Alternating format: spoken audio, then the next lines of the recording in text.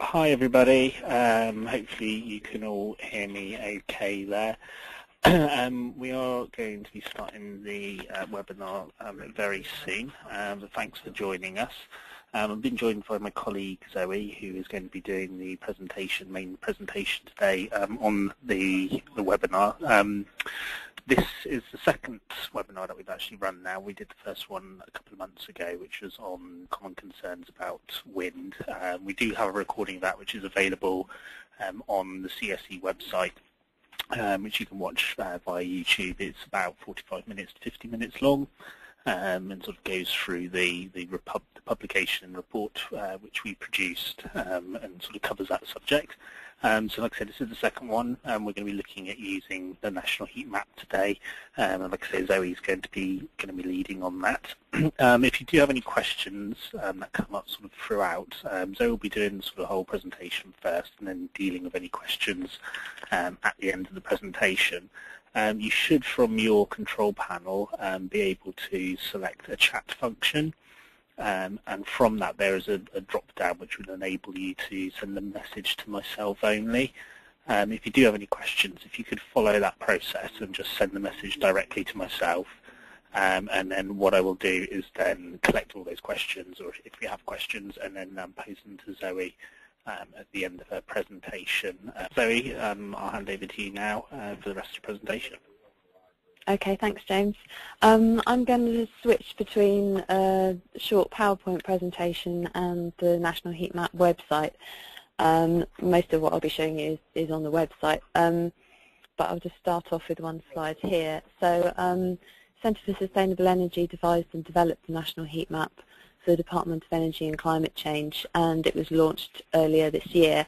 It's an address-level model of heat demand, so for every address in England, we've modelled a heat demand figure, and that data, it's been converted to a heat density representation with display on the heat map, which gives that kind of contour effect. If you've looked at the National Heat Map online, you'll be able to see that, and I'll show you in a minute. And then the data is overlaid on Google Maps, which gives us all the functionality that Google Maps provides to kind of zoom around and go onto Street View and so on.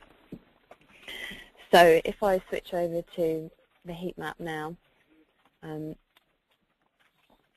I've hopefully you should be able to see that on my screen. I've got a very wide screen, so I'm not sure if my whole display will actually show up on your screen. So if you have any problems viewing what I'm describing, if you could send a nice message to James and let him know that it's not possible to see the whole thing, then I'll adapt what I'm doing. But hopefully you should be able to see everything okay. So this is the National Heat Map website.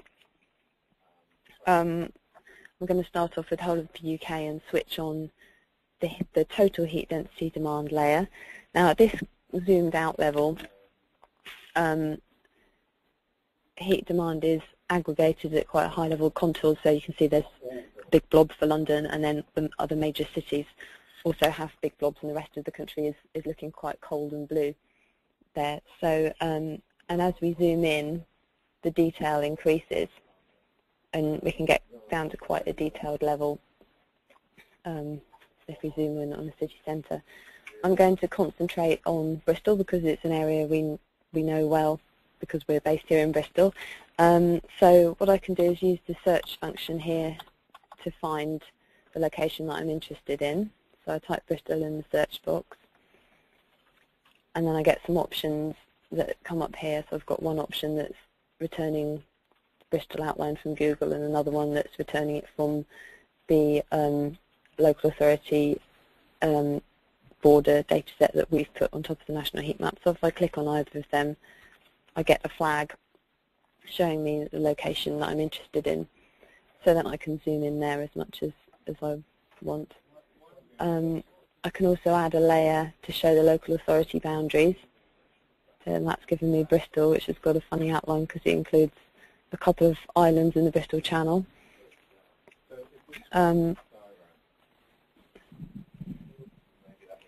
you can see that the detail is increasing as we zoom in there.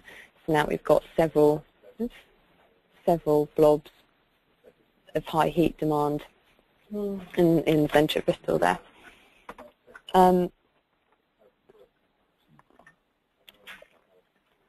So on the heat map we can choose to see total heat demand from every single address in the area.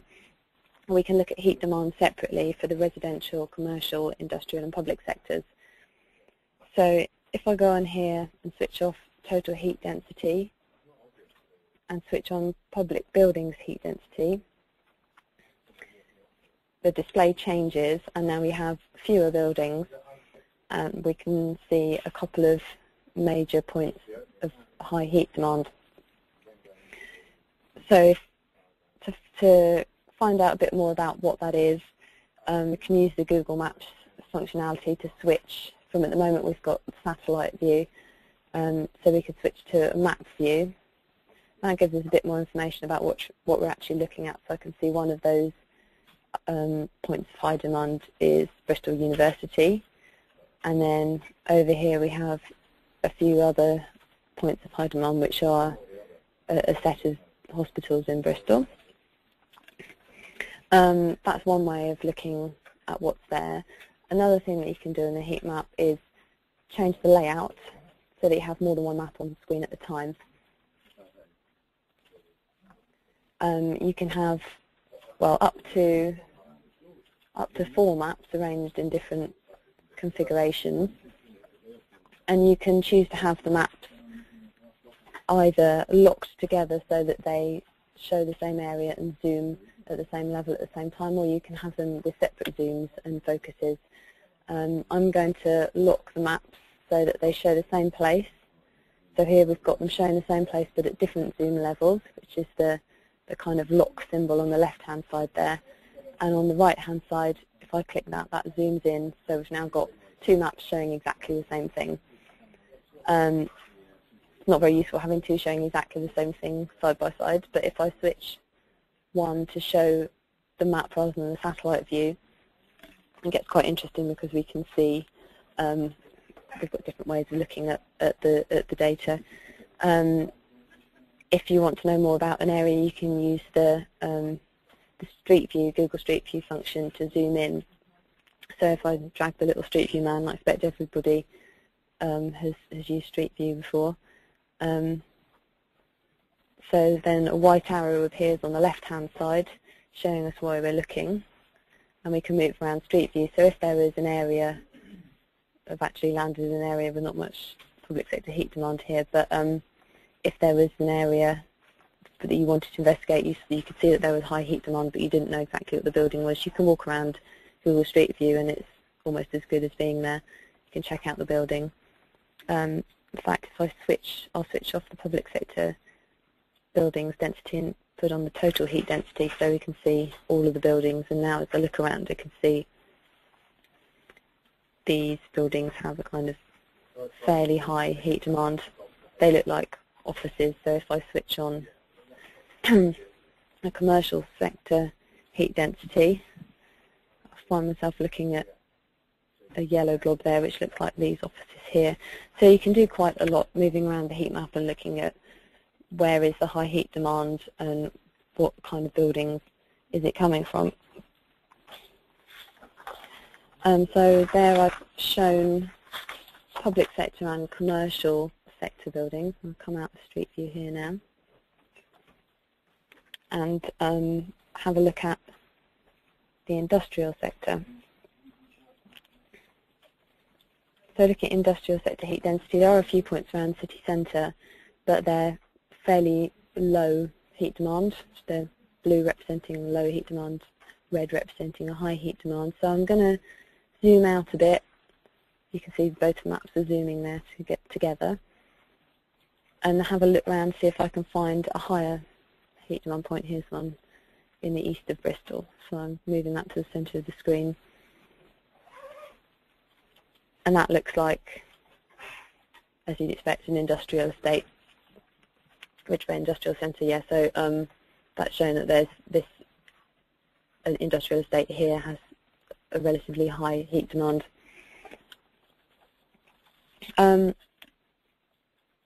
One thing to note is that the different layers of heat demand from different sectors are symbolised in different scales.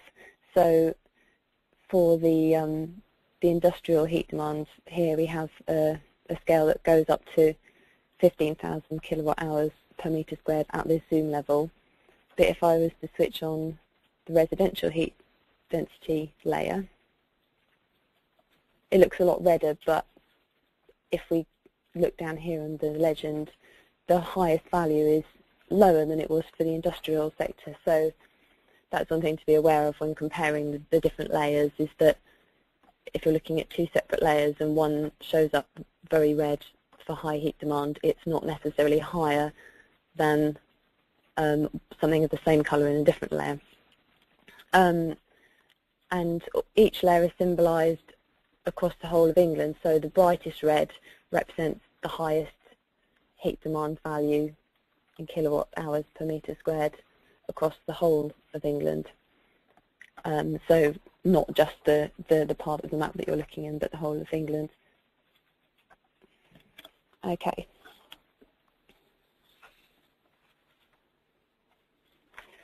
So I've got the residential sector on here,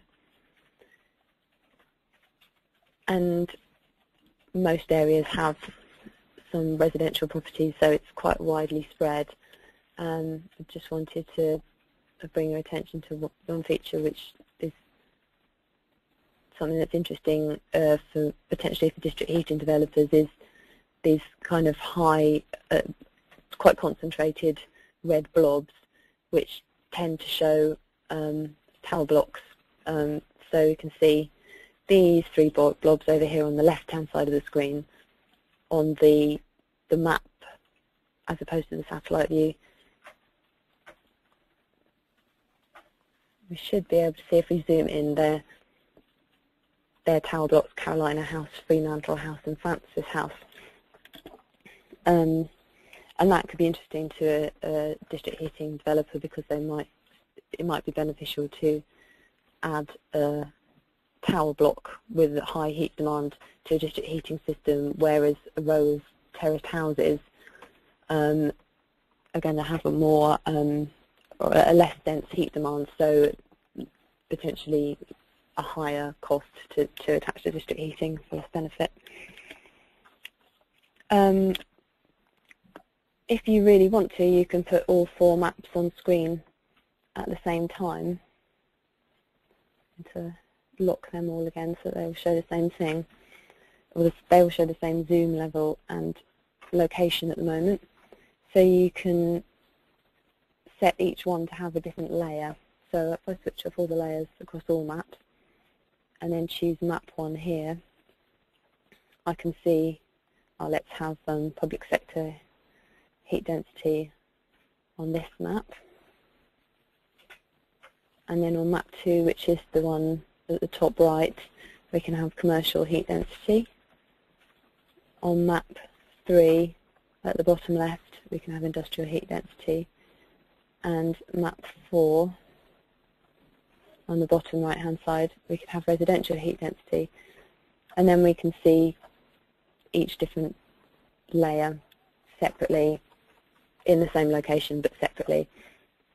As I mentioned before, we have to be a bit careful about comparing the high values in one layer, especially the residential layer on the bottom right hand side here, with the high values in another layer, because they're symbolised differently. So we can see here in the heat legend, if we run through all the maps, the public buildings one, the top is 35,000. The commercial heat density, the top value is 36,000. In the industrial heat density, the top value here is 62,000, which means that although we're looking at blue points in the screen, they could actually have a reasonably high heat demand relative to relative to the residential sector.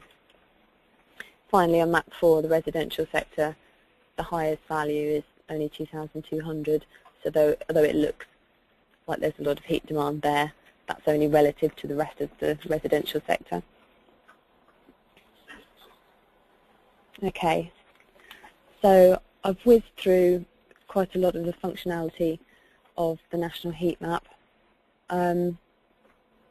Let's go back to the presentation.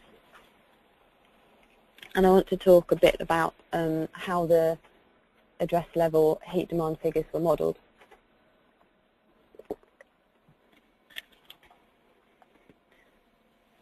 Oh, I've missed out a slide. That was my agenda. So to get the addresses for the whole of England, we use the National Land and Property Gazetteer. That tells us where each address is in terms of an XY coordinate location, and it tells us what type of address they are. The most interesting thing at this point is whether they're residential or commercial addresses. So that gives us an individual point on the map for each address. Then we have some data sets from the Department of Energy and Climate Change, which are publicly available data sets from their website, which tell us actual energy consumption for small areas. What I mean by that I'll explain in a second. So for residential energy consumption, we have information about gas and economy 7 electricity consumption at LSOA level. LSOA stands for lower super output area, and it's a census area. So all census statistics are reported at various different census geographies. The smallest unit is an output area, and then those output areas are aggregated up to lower super output areas and middle layer super output areas. So for residential energy consumption, DEC provides us with actual consumption data from the suppliers at that level. So that's LSOA level is a minimum of 400 households. So it's an aggregated figure for a group of around 400 households. And there are 32,482 LSOAs in England. For non-residential energy consumption, and remember we're just thinking about heating here, so we're looking at economy 7 electricity, but we're not looking at electricity in general. So for non-residential consumption, we're looking at gas consumption at medium super output area level. That's a larger geographical area which has a minimum of 2,000 households. Obviously household isn't a good measure for us in this case because we're looking at non-residential consumption, so in a way it doesn't matter how many households there are, but it gives you an idea of the kind of land area that those are covering. There's about, well, there are exactly 6,781 MSOAs in England. So we take that energy consumption data. We've also got for other fuels, so not gas or electricity, coal, oil, LPG and so on, there's data available only at local authority level, and that's available split between residential and non-residential sectors. So we have these energy consumption figures, and for each LSOA, MSOA or local authority, depending on what level we have the data at, the consumption is apportioned to individual addresses by weighting the addresses using a number of factors. So for the residential sector, we have a range of data sets which tell us about property type at postcode level, rurality, which is a measure of how urban or rural a location is, and region. And we have information from the English House Condition Survey, which allows us to kind of predict what a type of property in a specific region and in an urban area or a rural area, what kind of energy consumption that would have. So it's kind of benchmarked for a range of different characteristics of a property. For the non-residential sector, we also weight the addresses, but we do it using the SIC code, that's the Standard Industrial Classification Code, and the floor space of the building. So we say this is a commercial office, it's this much floor space, so it would probably have a heat consumption of this much per year. And so we divide the actual consumption data that we have between all of the properties in the area weighted according to these characteristics.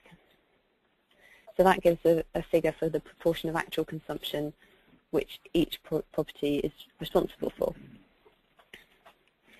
Also, in addition to that, there is some actual energy consumption data in the heat map, because buildings which have more than 100 meters squared, sorry, 1,000 square meter floor area, which are also visited by the public, are legally required to have had an energy audit to produce a display energy certificate, and that information is published. Actually, CSE got that information from the Department of Communities and Local Government via a Freedom of Information request, and that data is on our website. So we've used that in the National Heat Map, and that's approximately 33,000 buildings in England. And so that's factored in there. Okay, I'm going to leave that presentation again and come back to the website. Oh no, I've got something in the presentation about this, because I want to look at how developers might search the National Heat Map looking for areas that could be suitable for district heating projects. The National Heat Map was designed to support the development of low carbon heat projects.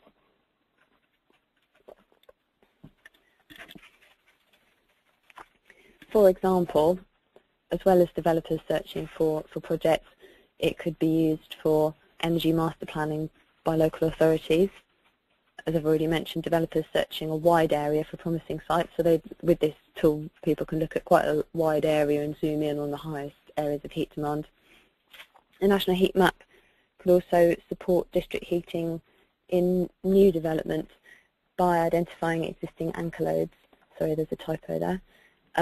So what I mean by that is if there's an area, such as an urban extension, which is being planned for, we can look at the heat map and say there is, of the existing buildings, the buildings that are already there are some with a high heat demand that could be good anchor loads for a district heating system.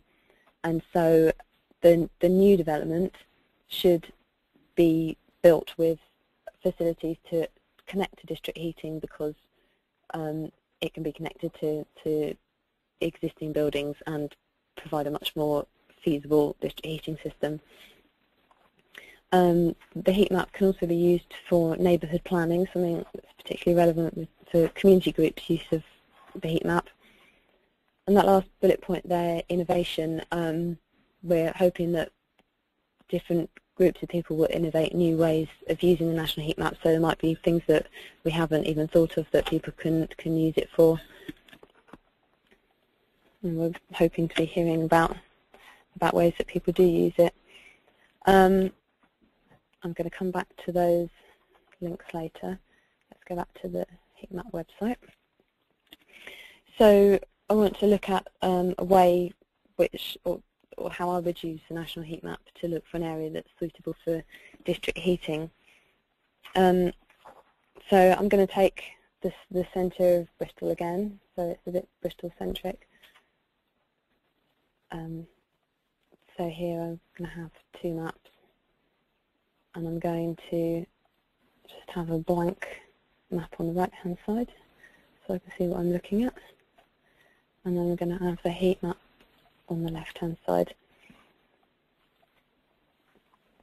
So what a developer might do is look at, let's say a developer working with a local authority, perhaps the easiest way to start off is looking at public sector-owned buildings that can be involved in some kind of partnership between various public sector organisations in the local authority area.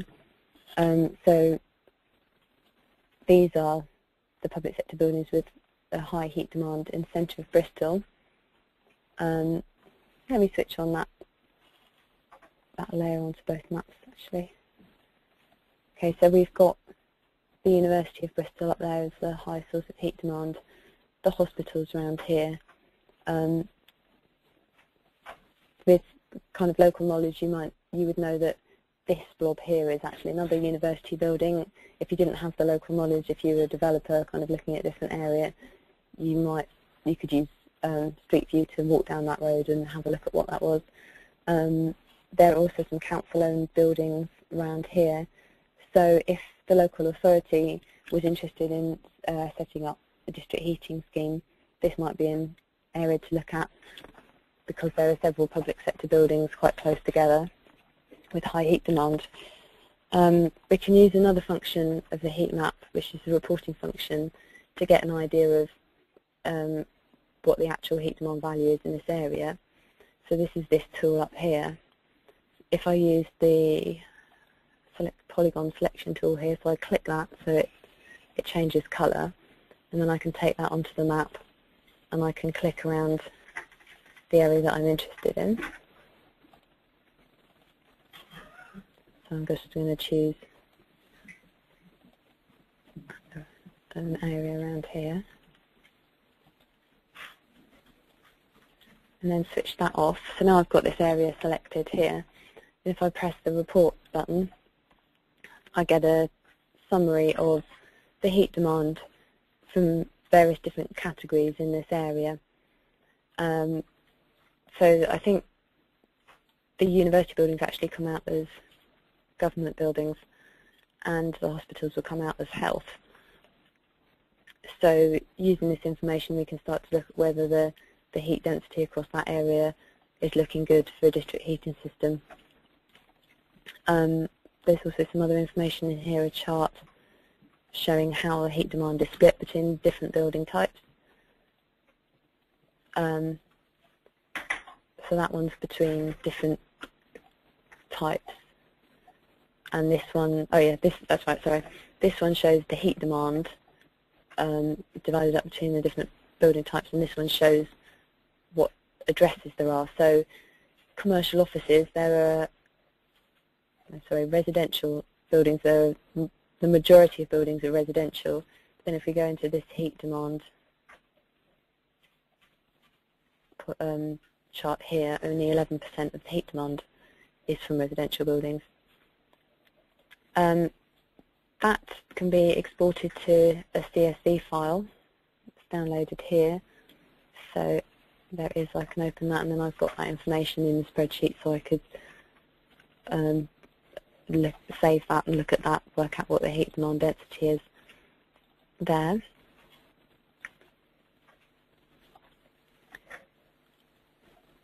What I could also do, if I get rid of the selection here now, if I wanted to show somebody else what I found on here, I can use this button here, which creates a web link that I can send to somebody, and then they can open the link and see exactly what I've just saved here. So if I copy that address there and I open up Internet Explorer, let's open up another tab in here.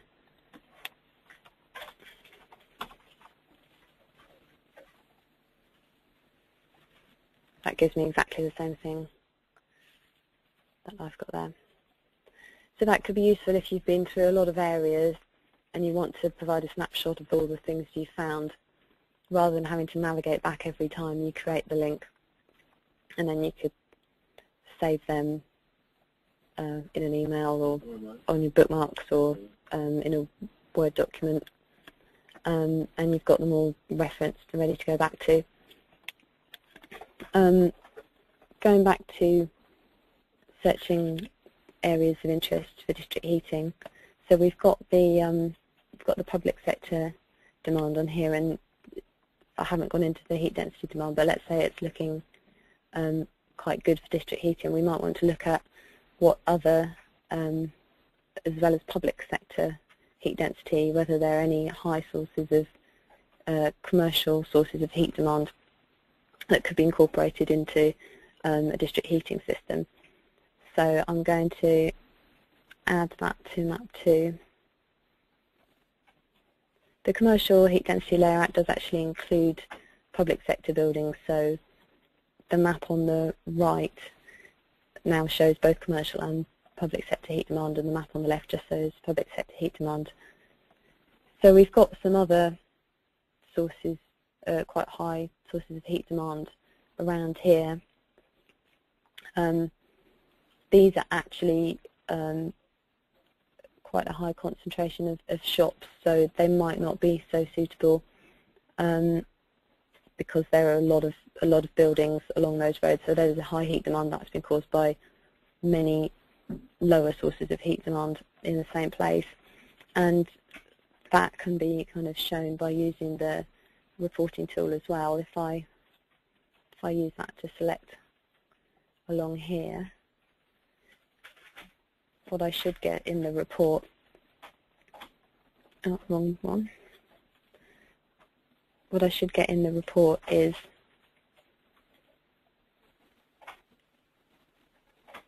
a chart that shows, here we are, no, this is probably the best one to do it. Yeah, high heat demand from commercial offices, but also a large number of addresses, which is probably something to avoid in a district heating system because there's a lot of connections to make. You want several large individual source heat demand sources. Let me get rid of that there. So then you could look at some other layers next to each other. So we've got public buildings and commercial. Let's have a look at the industrial heat density. So then there are some other sources close by there. So hopefully you get the idea that you can go through the layers and look at what types of demand there are, what kind of level of demand they have, and how close together they are. And that starts to give you an idea whether there's enough heat density among a small enough number of buildings to make the beginnings of a district heating system viable.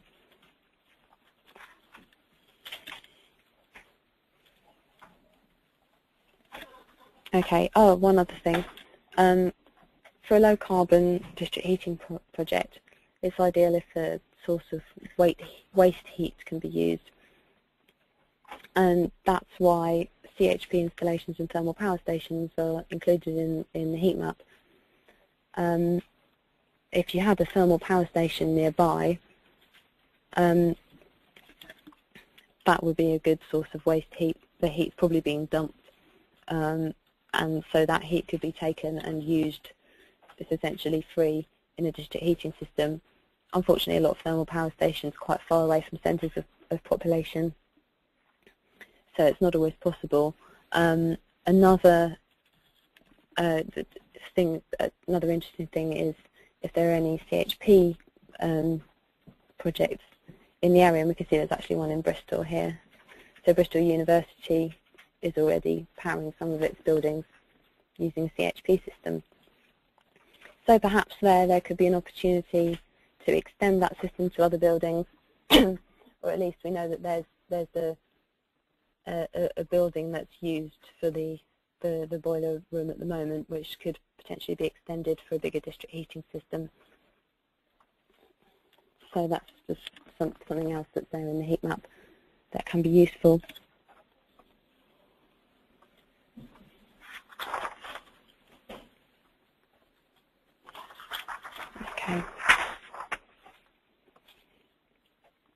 Okay, the data behind the heat map, the actual address level data,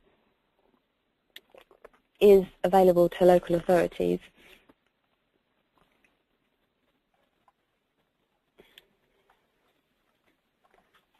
Let me see if I've got this in the presentation. That link will come in a minute. But the data is available to local authorities for an administration fee. That gives the point data, so each individual address with an XY coordinate and its heat demand level. And with the point data, it's possible to use it in your own geographic information system and do a more detailed analysis.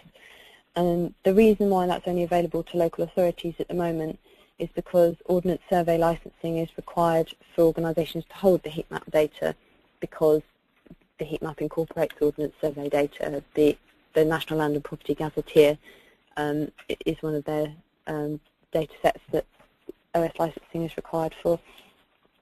But all local authorities have Ordnance Survey licensing under the Public Sector Mapping Agreement. So that's why we've said we can give the heat map data to local authorities. Local authorities licensing also allows them to pass on data to their consultants. So if a local authority was working on a project with a consultant, and as part of that the consultant wanted to look at heat demand in the local authority area, then that data can be made available to consultants. For community groups, as it stands, the way the licensing has been agreed with the Ordnance Survey and Department of Energy and Climate Change at the moment is it looks like if community groups want to access that point data, they might be able to do so with through an arrangement with their local authority, but that's kind of something that's ongoing that we're kind of talking about and trying to work out what the best thing is to do. CSE did actually do some work for community groups as part of the Local Energy Assessment Fund at the beginning of this year. We did some heat mapping reports for several community groups, and in that case the Department of Energy and Climate Change was backing the work, so because they were involved they allowed CSE to use the heat map data under their own licence and give the results to community groups. And if anyone's interested in seeing what we did for the Local Energy Assessment Fund, we did a range of different work, and heat mapping was one element of that. But there are summary reports for a couple of the projects on our website, so that's cse.org.uk/leaf. And sort of in summary, what we did was look at heat demand from a range of different building types, and look at heat density and try to identify areas where it would be good and interesting to look at the possibility for district heating, and also other areas where it probably wasn't suitable. That's just about everything I had to say on using the heat map. We did have a question about by email about whether energy resources would be mapped in a similar way to the heat map. So the heat map obviously at the moment just shows demand, but it would certainly be interesting to have a national heat map which also showed renewable heat resources. So at the moment there aren't any plans to do that, but it's certainly something that would be interesting to do in the future if DEC could be persuaded. Another question is some people might be wondering why the national heat map only covers England, and that's because this area of government is actually devolved to the individual nations, so it would have to be Scotland and Wales's own governments that would have to commission their own national heat maps, and we do hope that that's something that will be taken forward. We have spoken to the Scottish and Welsh governments a little bit about doing that, so watch this space. It would certainly be nice to have the whole of the United Kingdom, well, the whole of Britain, in the heat map.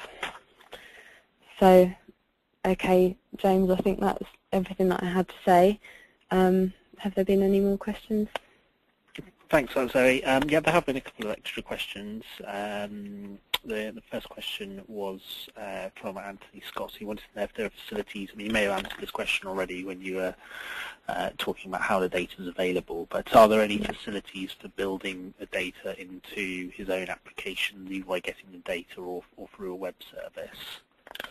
Yeah, a process that we've agreed with DEC, and actually we need to put something on our website about this so it's a kind of more visible process, is that local authorities can request data for their local area, and there's an administration fee, unfortunately, of £500 to provide the data, and that data is provided depending on the number of records. It would be provided as a CSV file, but it probably over an FTP site, but an OS contractor license has to be put in place, which is free to the local authority to do because they've already got the public sector mapping agreement. There will be someone in every local authority who knows all about the public sector mapping agreement. It's just a question of finding them and getting the right forms signed. Yeah. We can send out an email with a more coherent description of that. It's a bit hard to, there's quite a couple of elements to it, so it's hard to describe on the phone. I mean, can a follow-on question from that from Philip Lester was, can a university with Ordnance Survey license have access to the point data as well?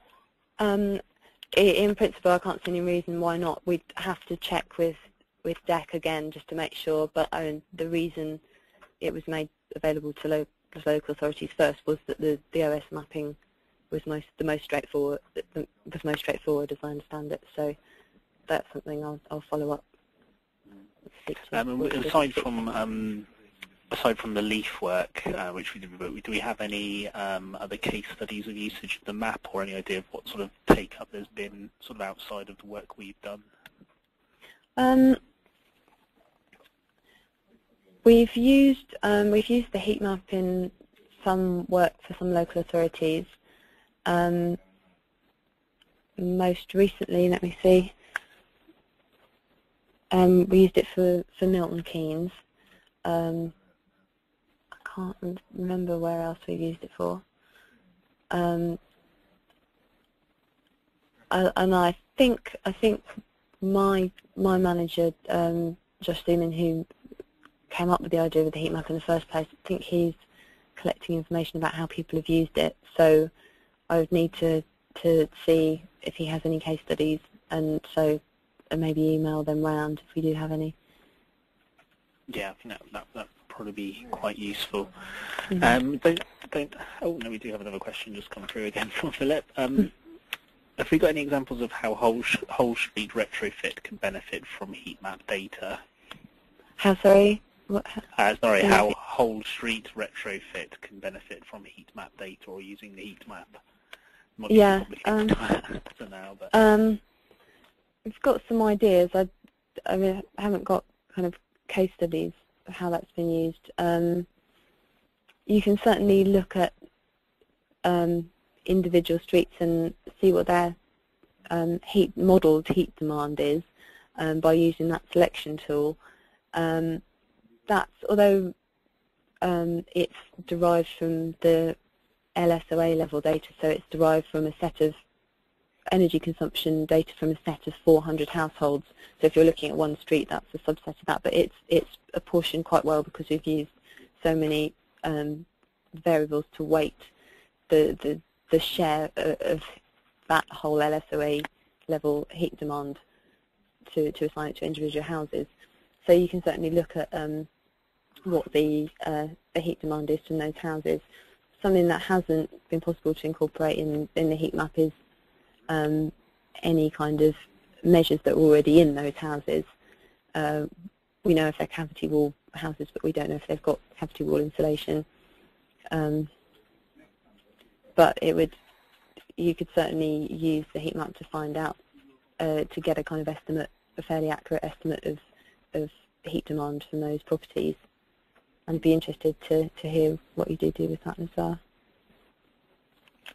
Okay, that's great. I don't think we've got any more questions that have come through from there. I mean, we can, like I said, we can circulate perhaps some of the sort of examples of the case studies via email afterwards. That's not a problem at all. Thanks very much, Sarah. That was really interesting. I know I learned a bit more about the heat map there as well, even though I've used it before as well. So thank you very much for all of that, and hopefully you all got something good out of it. It was certainly very interesting.